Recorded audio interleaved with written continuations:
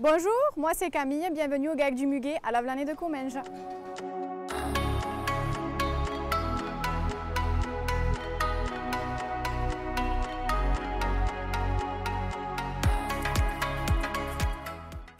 Quel est votre parcours? Alors moi j'ai fait un bac STAV, donc sciences technologies de l'agronomie et du vivant.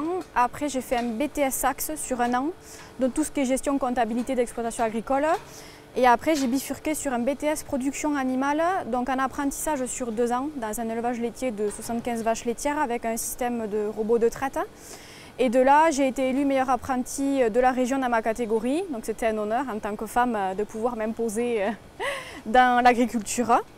En quoi consiste votre activité? Alors ici nous sommes éleveurs laitiers, donc c'est-à-dire qu'on produit du lait. On a 60 vaches laitières à la traite en moyenne et 180 animaux au total avec le renouvellement.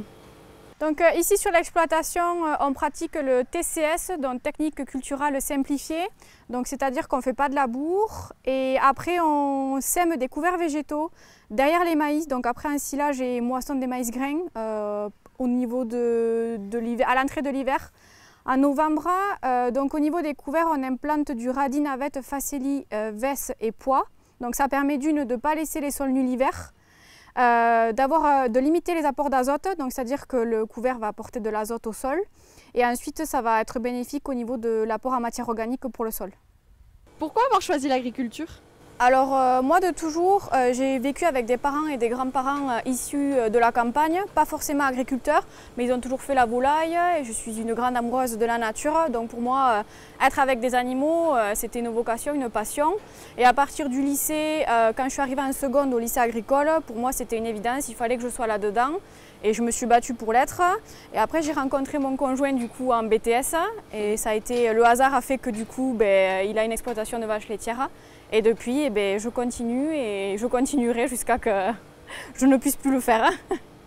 Quels sont vos modes de vente? Alors ici, nous, toute la production de notre lait est vendue à un industriel privé, donc pour de la transformation de yaourt.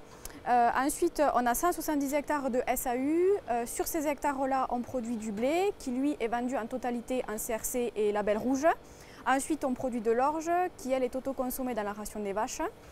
Ensuite, on produit du maïs, donc en majorité, ça part en ensilage pour les vaches et l'autre partie en maïs grain.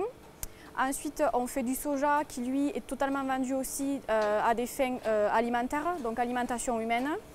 Et ensuite, tout le reste, c'est en prairie et on a aussi du colza qui, lui, est vendu entièrement aussi.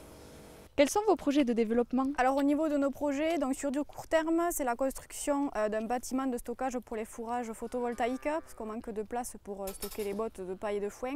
Et sur du long terme, pourquoi pas mon installation future sur l'exploitation familiale de mon conjoint.